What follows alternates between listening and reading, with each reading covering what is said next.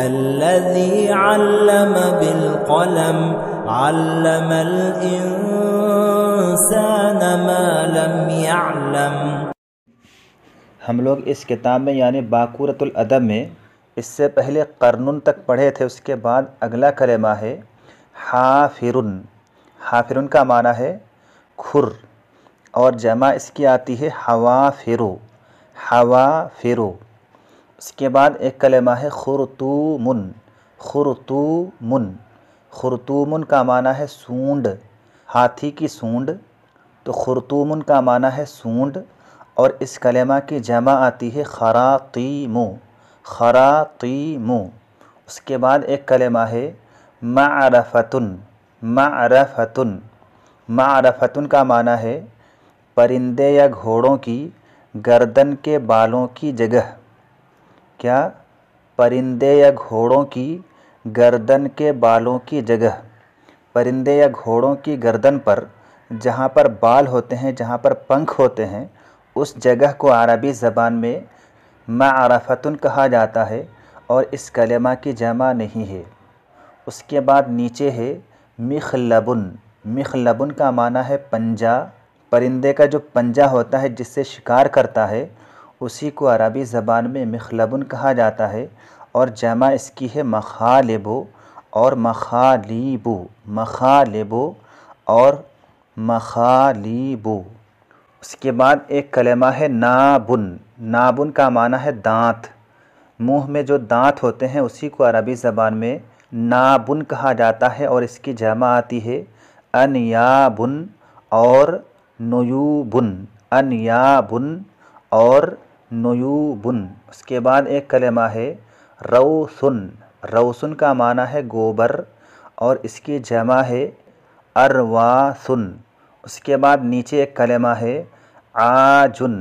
عاجن کا معنی ہے ہاتھی کا دانت، اور واحد ہے عاجتن، یعنی عاجتن واحد ہے، اور جمع اس کی ہے آجن۔ اس کے بعد اگلا کلمہ ہے خوارن۔ خوارن کا معنی ہے بیل کی آواز۔ بیل جو اپنی مخصوص آواز نکالتا ہے اسی کو عربی زبان میں خوارن کہا جاتا ہے، اور یہ کلمہ باب نصارہ کا مصدر ہے، یعنی خار یخور خوارن کا معنی ہوتا ہے بیل کا آواز نکالنا، بیل کا آواز کرنا۔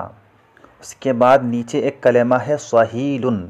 صہیلن کا معنی ہے گھوڑے کی ہنہناہٹ، یعنی گھوڑے کا ہنہنانا، گھوڑے کا آواز کرنا، اور یہ کلمہ باب ضربہ اور باب فتح کا مصدر ہے، یعنی صہل یسہلو اور صہل یسہلو کا مصدر ہے صہیلن۔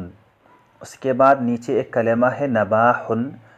نباحن کا معنی ہے کتے کے بھونکنے کی آواز، اور یہ کلمہ باب فتح یفتح کا مصدر ہے، یعنی نبح ینبح نباحن کا معنی ہوتا ہے کتے کا بھونکنا، کتے کا آواز کرنا۔ اس کے بعد ایک کلمہ ہے عواؤن۔ عواؤن کا معنی ہے بھیڑیا اور گیدڑ وغیرہ کی آواز، اور یہ کلمہ باب ضربہ یضربو کا مصدر ہے۔ عوا یعوی عواءن کا معنی ہوتا ہے بھیڑیا اور گیدڑ وغیرہ کا آواز کرنا، آواز نکالنا۔ اس کے بعد اگلا کلمہ ہے عضن۔ عضن کا معنی ہے دانت سے کاٹنا۔ یہ کلمہ باب سمع کا مصدر ہے، یعنی عض یعض عزیزاً کا معنی ہوتا ہے دانت سے کاٹنا۔ اس کے بعد ایک کلمہ ہے طائرن۔ طائرن کا معنی ہے پرندہ، جو کہ مشہور چیز ہے، اور اس کلمہ کی جمع آتی ہے طیورن، طیرن اور اطیارن۔ اس کے بعد ایک کلمہ ہے دیکن۔ دیکن کا معنی ہے مرغا، اور جمع ہے دیوکن اور ادیاکن۔ اس کے بعد ہے دجاجتن۔ دجاجتن کا معنی ہے مرغی، اسی طرح سے مرغی کا بچہ، مرغی کے بچے کو بھی دجاجتن کہا جاتا ہے، اور اس کلمہ کی جمع آتی ہے دجاجن اور دجوجن، دجاجن اور دجوجن۔ اس کے بعد ایک کلمہ ہے فرخن۔ فرخن کا معنی ہے چوزا، چکن، پرندے کا بچہ، اور اس کلمہ کی جمع ہے افراخن اور فروخن افراخن اور فروخن۔ اس کے بعد ہے حمامتن، حمامتن کا معنی ہے کبوتر، حمامتن کا معنی ہے کبوتر، چاہے وہ نر ہو یا مادہ ہو دونوں کو حمامتن ہی کہا جاتا ہے۔ اور اس کلمہ کی جمع آتی ہے حمائم، حمائم۔ اس کے بعد ہے بطن، بطن کا معنی ہے بطخ اور واحد ہے بطتن، یعنی بطتن واحد ہے اور بطن جمع ہے۔ اس کے بعد ایک کلمہ ہے وزن، وزن کا معنی ہے مرغا بھی، ہنس اور واحد ہے وزتن۔ اس کے بعد ایک کلمہ ہے طاؤسن، طاؤسن کا معنی ہے مور، یہ ہندوستان کا قومی پرندہ ہے مور۔ مور چاہے مذکر ہو یا مؤنث ہو ہر ایک کو عربی زبان میں طاؤسن کہا جاتا ہے۔ اور اس کلمہ کی جمع آتی ہے اطواسن، طواویسو، اطواسن اور طواویسو۔ اس کے بعد ہے ببغاؤن، ببغاؤن کا معنی ہے طوطا، ایک خوبصورت پرندہ ہے اور اس کلمہ کی جمع آتی ہے ببغاواتن، ببغاواتن۔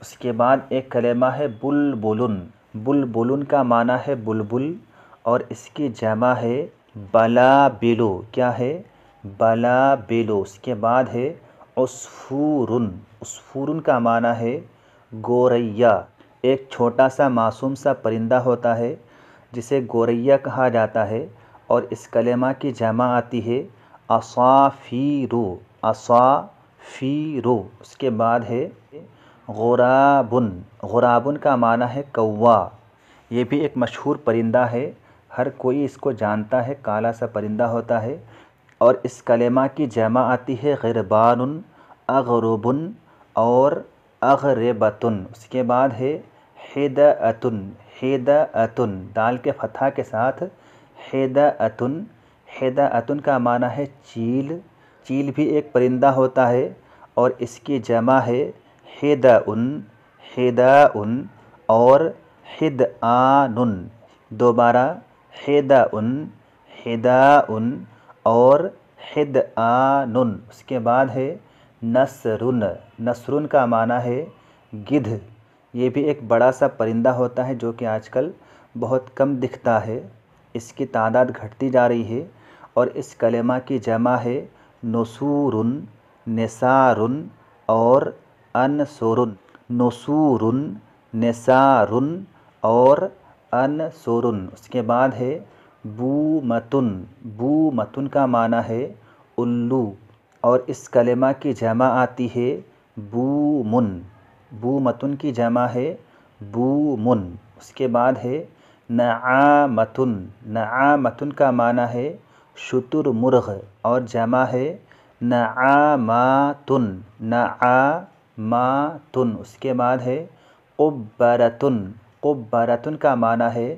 چنڈول، یہ اس کی تصویر ہے، چنڈول کی تصویر ہے اور اس کلمہ کی جمع آتی ہے قبابرو۔ اس کے بعد ہے صقرتن، صقرتن کا معنی ہے شکرا، باز اور جمع ہے اصقرن اور صقورن۔ اس کے بعد ایک کلمہ ہے صیاحن، صیاحن کا معنی ہے چیخ، شور، یہ کلمہ باب ضرب یضرب کا مصدر ہے، یعنی صاح یصیح صیحا کا معنی ہوتا ہے چیخنا، شور کرنا۔